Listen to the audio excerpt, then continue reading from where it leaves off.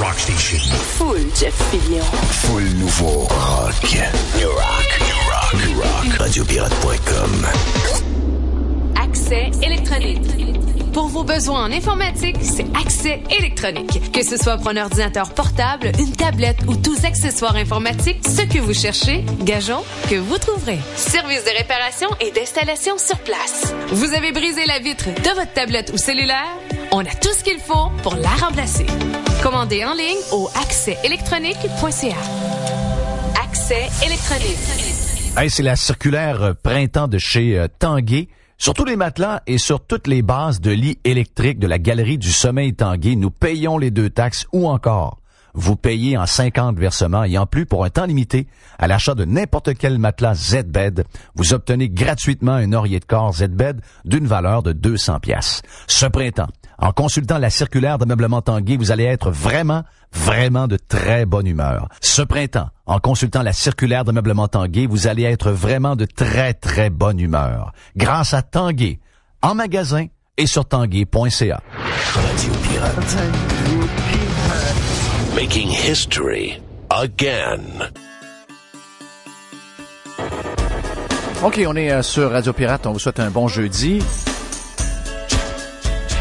On a déjà eu, il y a plusieurs années... comment il s'appelle notre gars, Patrick?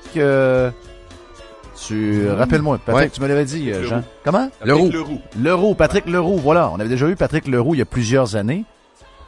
Qui nous parlait de... c'est un conférencier vedette au Québec. Il fait partie de... Mais t'es-tu plus motivateur? Ouais, c'est ça. Ouais. C'est à la mode. Faut pas oublier le livre Le Secret qui a été un énorme hit. Où, de ce qu'on comprend, c'est think positive, puis tout va revenir, correct. Un peu comme des coachs de hockey motivateurs. Oui. Tu sais, dans le temps, ils disaient, lui, c'est un coach motivateur. Demers. Oui. Puis je te dirais que... on dirait qu'on enlève l'effort et les sacrifices puis toute la patente. On a juste à être positif, puis ça va tout revirer positif. Tout va se passer bien. Donc ça, c'est on s'entend que les gens aiment s'entendre ça, là. Tu sais, c'est sûr que c'est un bon départ.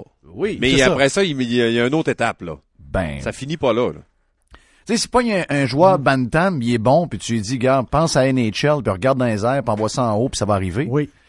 Ça se peut qu'il manque un peu d'entraînement au gymnase, ça se peut qu'il manque de power skating, ça se peut qu'il manque de pratique pour faire ses one-timers, ça se peut qu'il manque de matchs à haut niveau où il se fait ramasser dans les bandes pour savoir, rendu en haut, comment ça va être tough. Mais il va y manquer des choses. Mais même s'il va à Saint-Anne-de-Beaupré, ça réglera pas tout. Non, ça réglera pas tout. Jean Nadeau est conférencier, c'est un gars de Québec qui, lui, quand vous l'invitez comme conférencier, il voit ça à l'envers. Oui, il est pas Donc, fin. au lieu de dire aux gens qu'ils peuvent mettre les 2 pieds sur le pouf, puis de juste penser que ça va bien aller, puis que tous les millions vont se mettre à rentrer dans le compte de banque, lui, de ce que je comprends, il dit « Mouvez-vous le cul, sinon ça arrivera jamais. » Exact. Salut Jean, ça va? Salut Jeff, ça va bien, merci toi. Ouais, je suis correct dans ma présentation. T'es pas mal dedans, je te dirais. Mais c'est pas vendeur ton affaire là. Non, je sais, puis c'est drôle parce qu'il y a plein de gens qui me disent Jean, tu t'es trouvé une niche où il y a pas personne, puis ça va marcher ton affaire. Écoute, convaincre les gens de m'engager pour aller donner des coups de pied au derrière à leurs employés ou de louer une salle, de louer l'équipement électronique pour faire ma présentation et de dire aux gens hey, venez dépenser 25$ pour vous faire donner un coup de pied au derrière ce soir. T'as raison que c'est pas nécessairement très vendeur. Dans une autre génération, peut-être qu'on aurait été capable de le faire.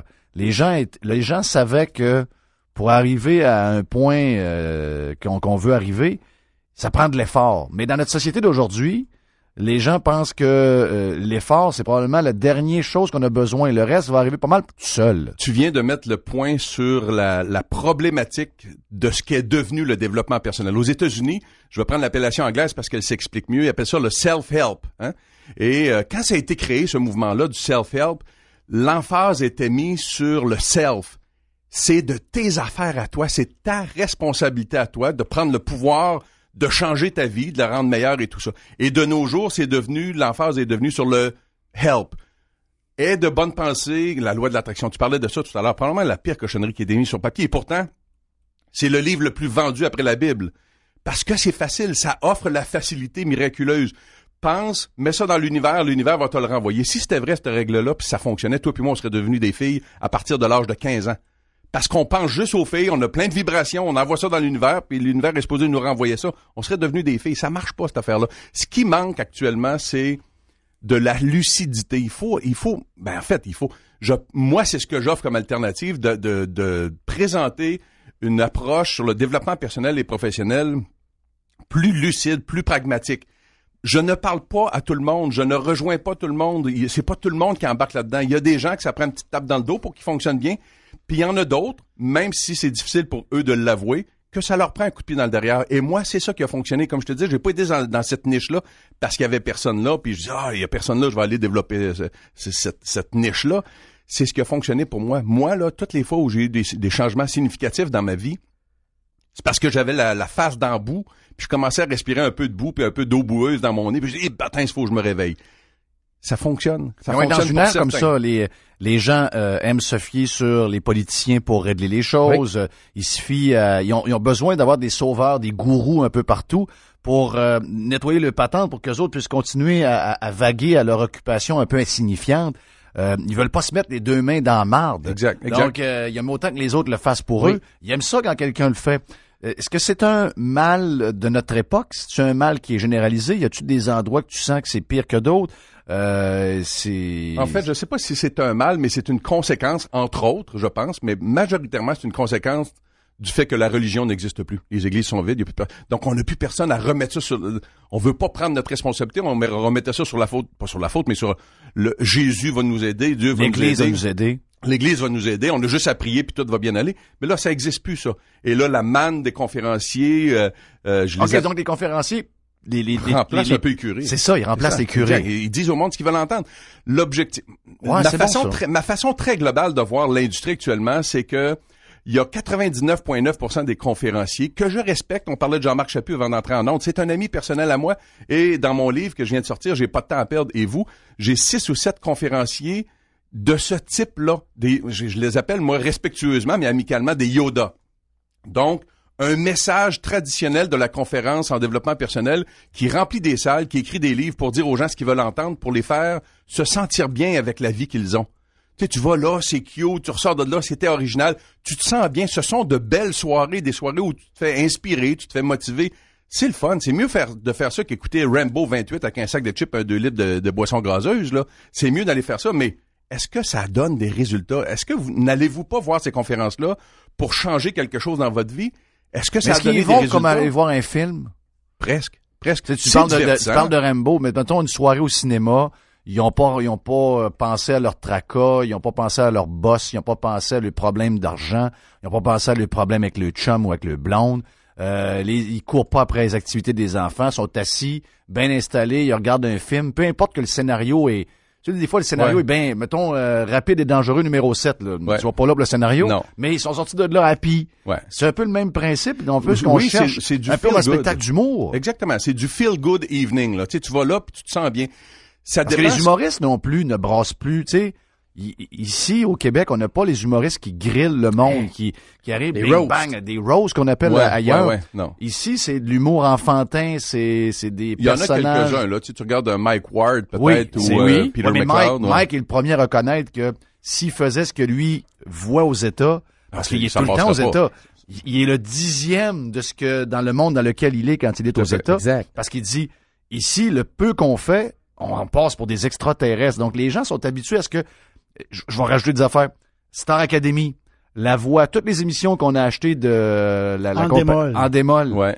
On a tout enlevé le côté bitch, où ce qu'on est dur envers les candidats pour pas faire de peine à personne. On a ce côté-là dedans de nous, hein. Ouais. Puis vois-tu, nos amis de Montréal nous disent qu'on fait encore nous ici à Québec de la trash radio. Oui, là, c'est ça. Bon, disons on sort un peu des sentiers battus là-dessus, mais pour revenir à ce type de soirée-là, ce sont des soirées feel good.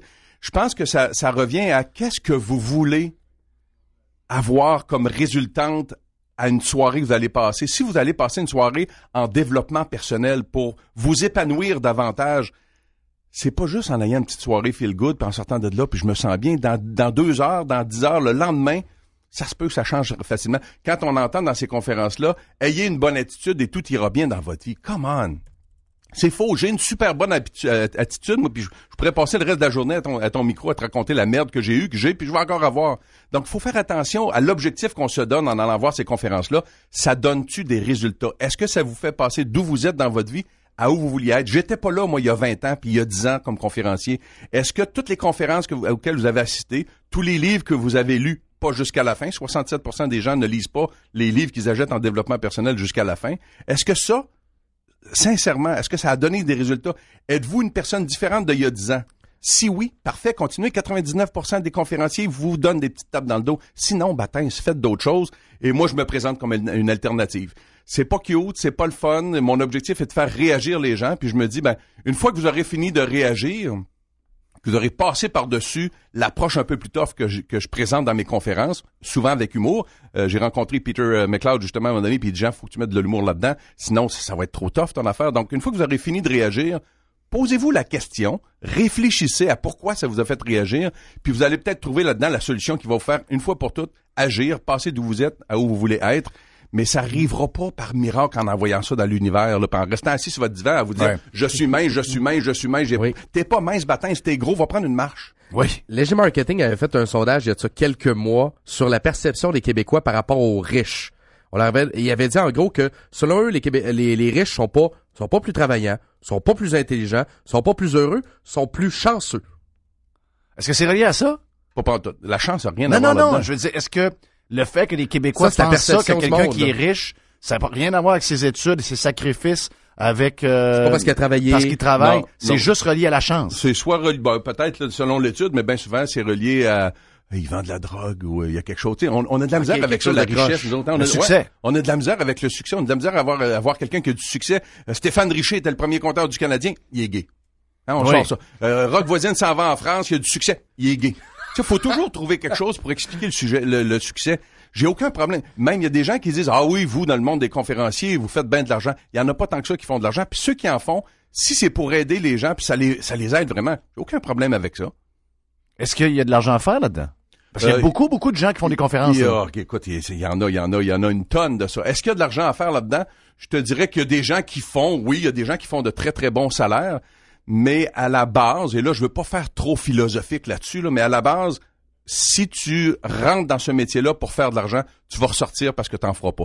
Si tu rentres là-dedans parce que tu veux non pas aider les gens, je dis ça souvent aux gens, moi, je n'ai pas choisi de faire ce métier-là pour aider les gens. Les gens s'aident s'ils veulent s'aider. C'est à eux, ça revient au self de tout à l'heure. Moi, je suis là juste pour leur rappeler qu'ils peuvent. Ils peuvent le faire. Ramener les pendules à l'heure. Si en faisant ça, à travers de ça, je fais de l'argent en plus, tant mieux. Qu'est-ce qu'il y a? Mettons que tu es engagé par quelqu'un. D'abord, comment ça marche? Vous êtes dans un réseau. Comment les gens vous choisissent? Parce qu'on sait que une des raisons pourquoi il y a beaucoup de conférenciers au Québec, je pense que c'est un lien avec le 1% formation. Donc, les gens cherchent un moyen de passer ces montants-là qu'on est obligé pour les entreprises, puis les gouvernements, les employés. Tout le monde a besoin de former la clientèle. Mais plus facile de dire on prend un conférencier, comme on le disait tantôt, un conférencier qui va dire à tout le monde que aide-toi puis le ciel t'aidera, que de le brasser un peu. Comment tu fais pour craquer le patron de t'engager? Parce que souvent, le patron, lui aussi, veut que ses employés ils comprennent que dans son entreprise, si on veut faire plus d'argent, assis-toi pas sur la chaise, regarde pas le ciel, ça marchera pas de même. Exact. Batte-toi le derrière, parce que tu vas te botter le derrière, tu vas aider l'entreprise, tu vas m'aider, puis ça va te revenir, parce que si l'entreprise va bien, mais qu'on négocie la convention, mais qu'on négocie ton contrat, ça va être plus facile. Exact. On pourra reparler peut-être de la passion au travail tout à l'heure, mais ce que moi je fais, ce que j'ai pas le choix de faire, c'est que ce soit moi directement qui parle avec les gens. Il y a pas personne d'autre que moi qui peut expliquer mon approche. Et d'ailleurs, j'ai parlé avec des firmes de représentation de conférenciers. Il y en a là qui représentent 100, 200, 300 conférenciers. Et sans la nommer, une d'elles me dit, il faut juste qu'on trouve dans quelle case on va te mettre, dans quel type de conférencier qu'on va te mettre. J'ai dit, inventez-en une, elle n'existe pas. Je peux pas tomber dans la même case que Jean-Marc Chaput, que Martin Latulippe, que on fait pas Patrick Leroux qu'on disait tantôt. Leroux, ce sont tous des gens que je respecte. Écoute, j'ai fait un événement avec 10 d'entre eux le 11 septembre 2013 pour venir en aide aux gens de Lac-Mégantic. On était 11 conférenciers, un après l'autre, 12 minutes chacun sur scène pour lancer notre message d'espoir aux gens de Lac-Mégantic. Ce sont tous, je les ai choisis parce que je les connais et je les respecte. On le fait juste différemment. C'est pas parce qu'on le fait différemment que ce qu'ils disent est faux, puis pas parce que je le fais différemment que ce que je dis est faux. Mais moi, dans mon cas, si je veux présenter mes services à une entreprise, il faut que je parle à la personne qui est en haut puis que je lui fasse comprendre mon approche. Et souvent, je dis à ces gens-là à la blague et ils me répondent plus ou moins à la blague, mais de façon, ils ont compris. Ça vous tenterait peut-être en vous de donner des coups de pied au derrière de votre monde, mais vous pouvez pas. Actuellement, vous êtes trop occupés à leur donner une belle vue dehors avec des belles plantes dans leur bureau puis une machine à expresso. On est dans le mouvement de rendre à l'aise vos employés. Ben, vous irez pas leur donner des coups de pied. Engagez-moi, moi le faire, moi. Je vais le faire à votre place. C'est ça, tu peux faire la job. Exact. Tu peux faire la job même du département de relations humaines ils ont même pas capable de faire, là. Exactement. C'est sûr que, comme je te dis, faut que ça soit moi qui présente cette approche-là parce que, je suis la seule à la comprendre à ce niveau, là, à un point tel. Probablement qu'à un moment donné, le téléphone va sonner plus que moi je vais appeler, là. Mais, faut que j'explique cette approche-là qui est totalement différente. Et de plus en plus, les entreprises disent, ouais, on veut faire ça. Nous autres, je vais donner 2 conférences dans des chambres de commerce à l'automne prochain. Et les chambres de commerce, c'est leur coup d'envoi sur l'automne. Ils lancent la série de conférences pour l'année. Et il y en a 2 qui m'ont dit, nous, on va utiliser ton expression de gentil distributeur de coups de pied au derrière pour donner le coup d'envoi de notre affaire. On va brasser ça un petit peu avant de commencer la saison. Donc, c'est une approche qui est différente, puis qu'il faut que je fasse de l'éducation. Tu bâtis une conférence, puis à chaque fois tu as un nouveau client, parce que c'est pas jamais la même clientèle devant toi, là. T'es pas en train à chaque fois de présenter ça à 1 million de personnes, donc les chances que quelqu'un l'ait vu 2 fois, c'est assez rare. Ouais. Est-ce que c'est bâti comme un show d'humour, dans le sens que c'est une chose que tu fais puis que tu répètes puis tu l'ajustes peut-être une fois ou tu la refais complètement une fois par 2 ans, ou c'est toujours à refaire à partir de zéro, dépendamment des gens à qui tu parles? Je vais donner l'exemple de la conférence actuelle qui a le même titre que mon livre, J'ai pas de temps à perdre et vous. Et je te dirais que c'est 95% le même contenu de conférence en conférence. Okay. Et il y a un 5% que je veux m'imprégner de leur réalité à eux. C'est qui le monde devant moi? Je te donne un exemple. J'ai donné ma conférence pour la première fois en Europe à Paris au mois de février dernier. 650 Parisiens dans une salle qui viennent passer une journée pour se faire parler de cloud computing, hein? Le storage dans les clouds et tout ça. Ce sont des ultra spécialistes en cloud computing. Oui. Il y avait une conférence du maire Labaume là-dedans? Non. Et moi, je suis le premier conférencier qui a aucun rapport avec l'industrie. C'est juste que le propriétaire de cette entreprise-là m'a trouvé sur Facebook, on s'est jasé, puis il dit, je veux que tu viennes lancer la conférence, la journée. Alors j'arrive là et j'avais validé avec lui, parce que j'y avais parlé une couple de fois, j'avais validé la façon dont je voulais commencer la conférence, et il me présente, je monte sur scène, les 650 personnes applaudissent et je commence mon chose. Merci beaucoup d'être là, merci beaucoup de m'accueillir à Paris, merci beaucoup à Olivier de m'avoir engagé à venir vous parler, mais je dois vous dire quelque chose, Olivier a absolument rien compris. Olivier étant le client. Olivier a absolument rien compris. Ça fait 6 mois qu'on se parle, ça fait 6 mois qu'il sait de quel bois je me chauffe, quel est mon objectif dans la vie comme conférencier, et je suis quand même devant vous ce matin. Moi, au Québec, je suis un générateur d'action, un gentil distributeur de coups de pied au derrière et un antidote aux pelleteux de nuages. Et là, j'ai été obligé de leur expliquer c'était quoi des pelleteux de nuages. Pelleteux, ils ne savent pas trop quoi. C'est anti-cloud computing. C'est pas mal. Et j'ai dit, donc moi, je suis sur scène, sur scène à être un antidote aux pelleteux de nuages, et vous êtes 650 à venir vous faire parler de nuages. Il y en a une ou deux qui a pas compris. Ouais. Mais je suis ici pareil, puis je vais quand même vous dire. Fait que là, je dis, à la fin de la journée, on va peut-être comprendre que vos nuages et les miens sont pas les miens, les mêmes. Donc, il faut y avoir un certain ajustement. Mais à la base, c'est la même conférence, et elle est tant au niveau du développement personnel que professionnel, parce que si t'es tout croche à la maison, t'es tout croche au bureau. Si t'es tout croche au bureau, t'es tout croche à la maison. Ce sont des êtres humains qui travaillent. T'es un être humain. Il y a des choses, ça te tente pas d'être là, tu files pas, tu t'es pogné avec peu importe des enfants. Mais il faut que tu fasses ta job. C'est ta job. T'es un être humain, tu te rentres au travail, puis il faut que tu sois à l'aise. Donc, puis le deal qu'on fait, tantôt j'ai glissé rapidement la question de la passion. Soyez passionnés par votre travail et vous ne travaillerez plus un jour de votre vie. C'est la pire absurdité qui n'a pas été dite dans le monde de la conférence en développement personnel. La passion n'a rien à voir dans le travail. Si t'es devant ton micro, c'est parce que t'es bon. À la base, parce que t'es bon. T'es compétent. Puis si les gars autour de la table sont là, c'est parce qu'à la base, ils sont compétents. Puis vous avez fait un deal ensemble. T'échanges ta compétence contre un salaire, puis t'échanges ton salaire contre, puis lui te donne un salaire. C'est ça à la base. La passion, ça fait des années qu'elle est passée, la passion. La passion, elle te perfectionner pour aller en radio. Elle a fait sa job. C'est pareil comme entre un gars et une fille quand ils se rencontrent. La passion est là au début pour créer peut-être un lien éventuel qui va se transformer en amour. Donc moi, je dis aux gens, les gens nous engagent, on devrait engager les gens par leurs compétences et non pas parce qu'ils sont passionnés. Il y a quelqu'un qui me disait sur Facebook à un moment donné, joueur de la PGA, frapper 2000 balles de golf par jour, à tous les jours, à 21 ans, c'est passionnant. Rendu à 38 ans, comme Tiger, 39 ans ou 44 ans, comme Phil Mickelson, ça le fait chier. Ouais, probablement, mais il fait pareil parce qu'il va être encore meilleur. Il n'y a pas le parce choix. Que s'il est bon, il va gagner. Mais il n'y a plus de passion dans le driving range. Non, monsieur. C'est comme j'allais dire, il y a une femme sur Facebook à un moment donné qui me dit, moi, Jean, j'engagerai les gens par passion et je les formerai une fois dans l'entreprise. J'ai dit, madame, j'ai répondu ça par Facebook. J'ai dit, madame, si je fais un infarctus, pouvez-vous vous assurer que quand vous allez m'amener à l'hôpital, que la personne qui va m'opérer soit pas une personne passionnée en train d'apprendre la job. Prenez un air bête qui sait comment ça marche et il va m'ouvrir le thorax pour me sauver la vie.